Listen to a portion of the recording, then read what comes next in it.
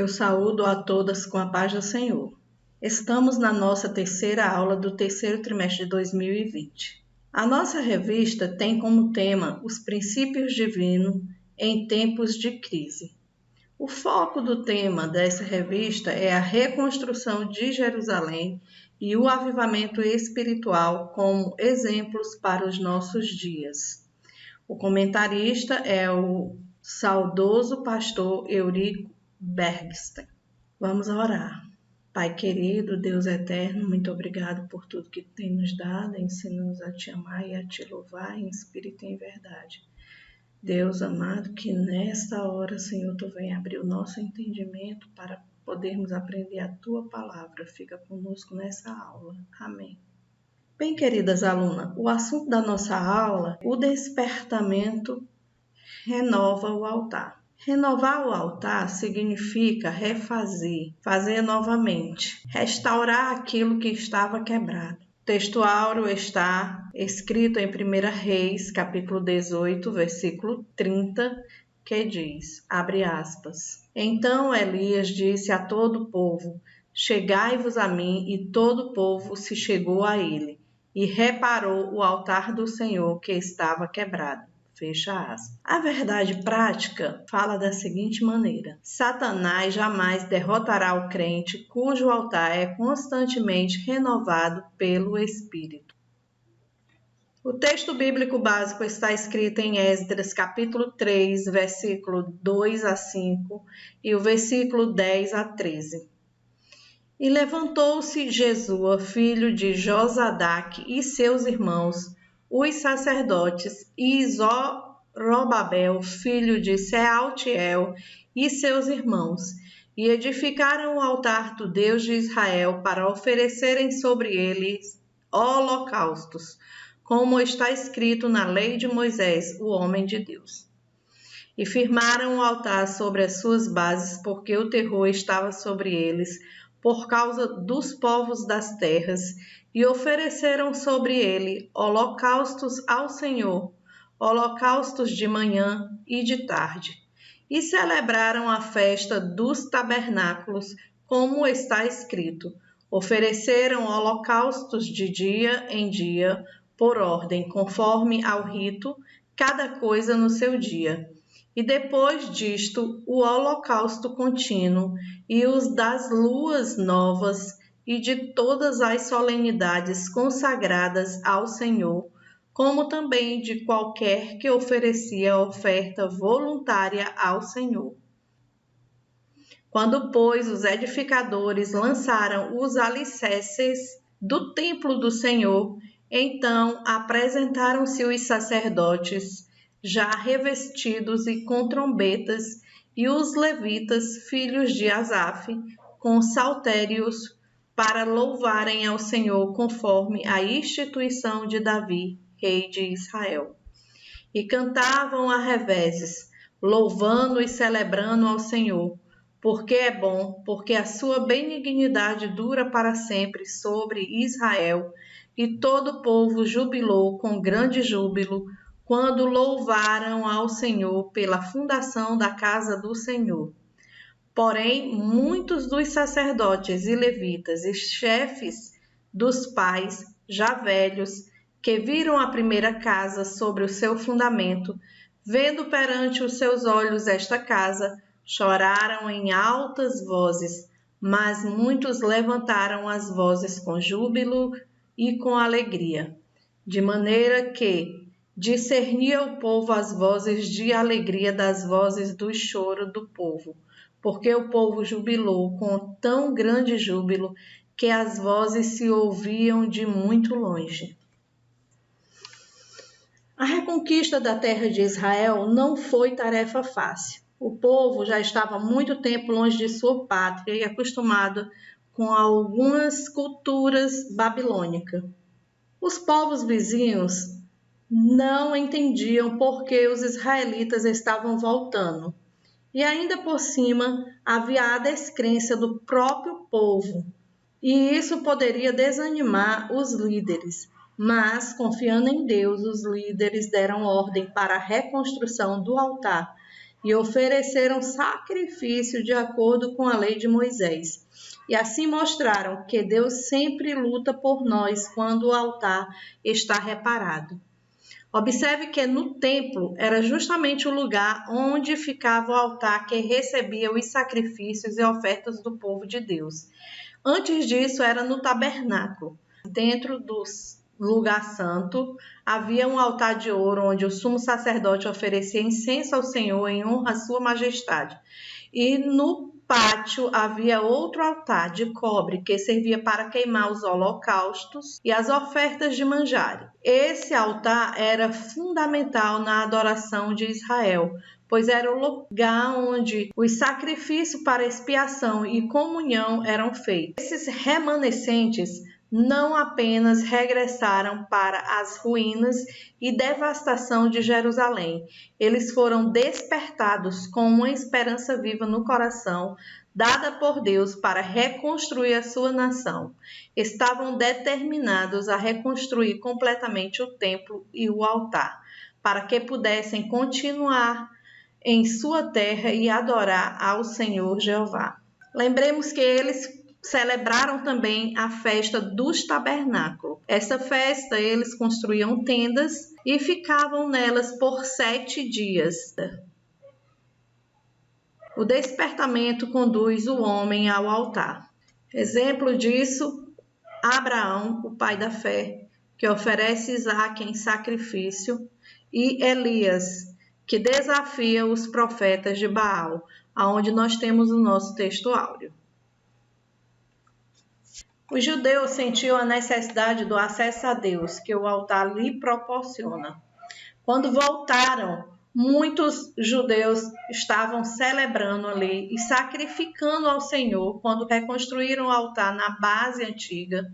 Mas muitos antigos e velhos choravam porque conheceram a glória da primeira casa, do templo de Israel, e eles choravam e se lamentavam. Porém, Esdras o adverte e pede para eles não chorar, porque a glória da segunda casa ia ser ainda maior do que a da primeira casa. Quando há um despertamento em nosso coração, a necessidade e a importância de nos consertarmos para nos aproximarmos de Deus. Em nossos dias também não é diferente. Lutas, angústias, tudo nos abate. Porém, temos que nos voltar para o Senhor para reconstruir o altar e adorar o nosso Deus. Com a construção do altar, eles se sentiam agora mais fortificados, pois sabiam que Deus estaria ali presente. A Bíblia fala lá em Êxodo 29:43 que esse será o holocausto contínuo perante o Senhor, onde vos encontrarei para falar contigo ali.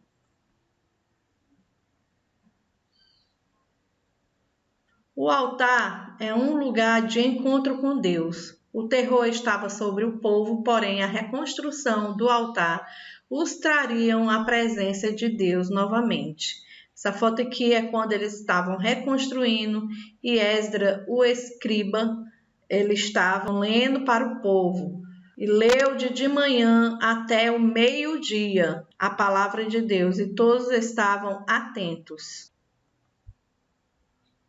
O subponto 2 fala: todos os despertamentos genuínos começam com a restauração do altar. Nós vemos aqui o profeta Elias restaurando primeiramente o altar para depois orar ao Senhor e sacrificar sobre ele.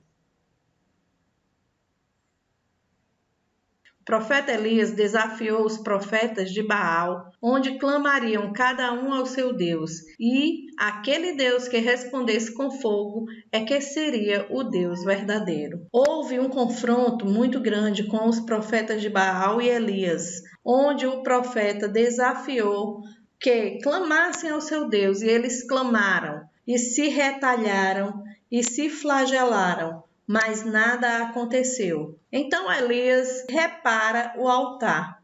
A primeira coisa que Elias fez foi consertar o altar que estava quebrado. Depois ele sacrificou sobre ele e orou a Deus que lhe respondesse com fogo. E Deus respondeu a Elias e o povo diz: só o Senhor é Deus. Essa história de Elias está escrita em 1 Reis, capítulo 18.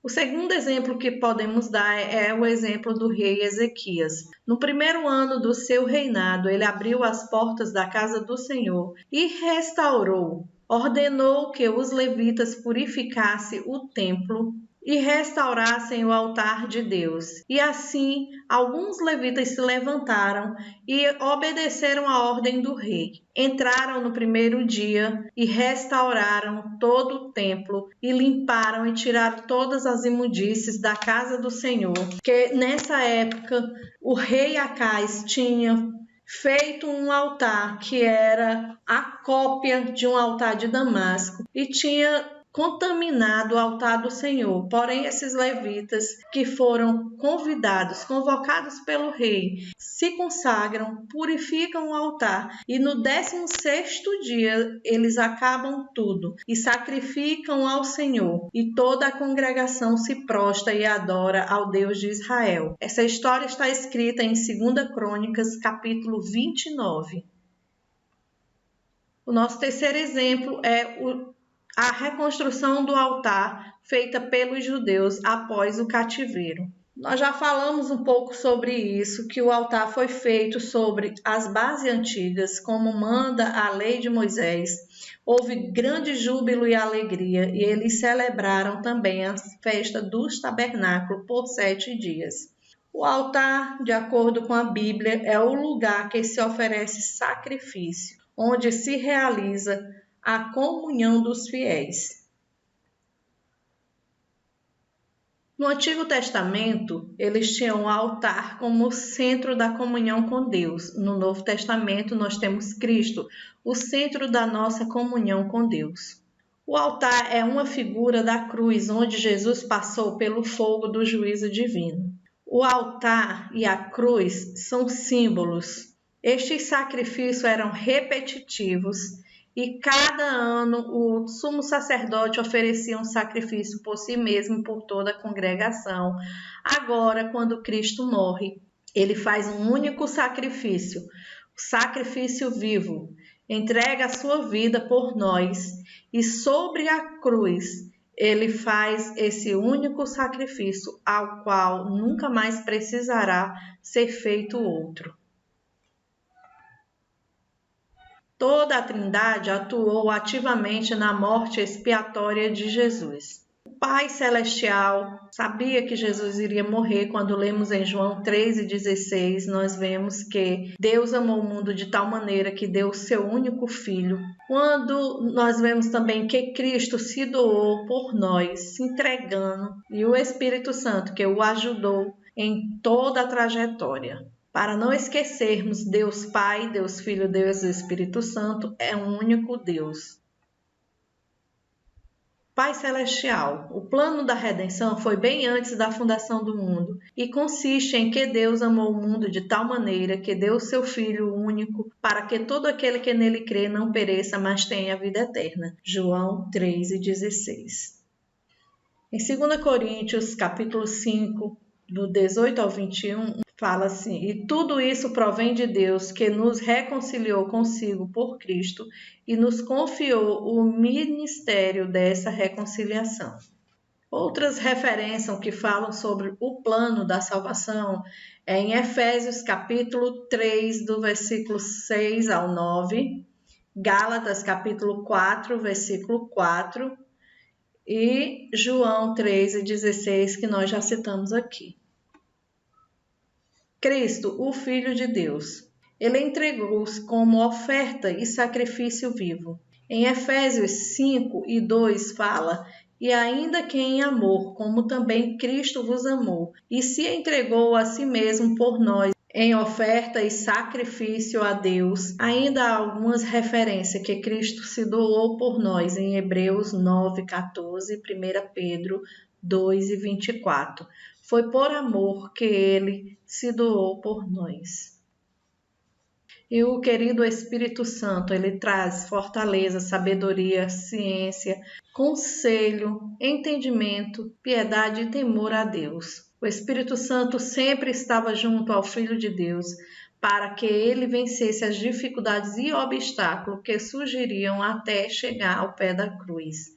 Nós vemos isso também em Hebreus capítulo 9, versículo 14, que diz: quanto mais o sangue de Cristo, que pelo Espírito Eterno se ofereceu a si mesmo, imaculado a Deus, purificará as nossas consciências das obras mortas, para servirdes ao Deus vivo?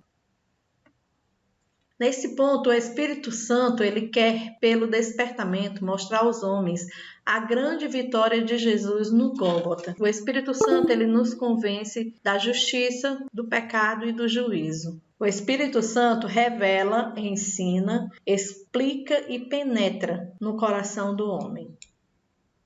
O Espírito Santo, ele revela, iluminando o entendimento dos homens para a realidade. Em Efésios, capítulo 1, versículo 17, fala da seguinte maneira: para que o Deus de nosso Senhor Jesus Cristo, o Pai da glória, vos dê em seu conhecimento o espírito de sabedoria e de revelação. Ou seja, ele ilumina os olhos do nosso entendimento para vermos a grandeza do seu poder, em que Cristo ressuscitou dos mortos. Outro exemplo que temos que o Espírito Santo revela é em Mateus capítulo 16, versículo 15. Jesus fala: mas vós, quem dizeis que eu sou? Pedro responde: tu és o Cristo, o Filho do Deus vivo. E Jesus fala para Pedro que foi o Espírito Santo que o revelou.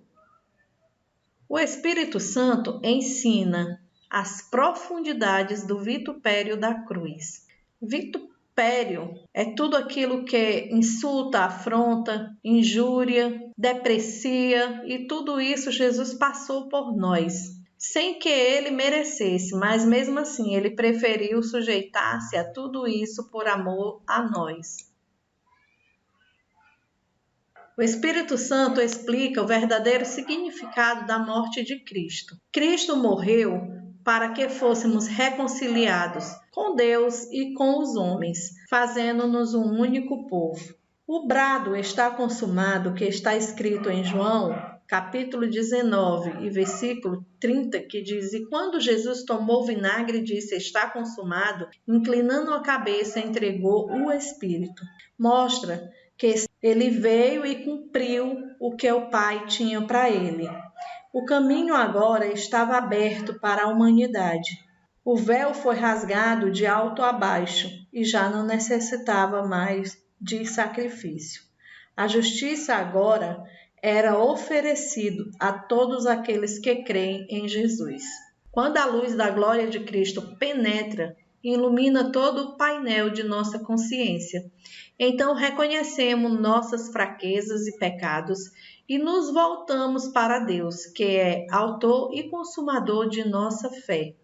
Quando lemos em Isaías capítulo 6, nós vemos que Isaías, quando morreu o rei Uzias, ele viu o Senhor Jesus sentado num alto e sublime trono.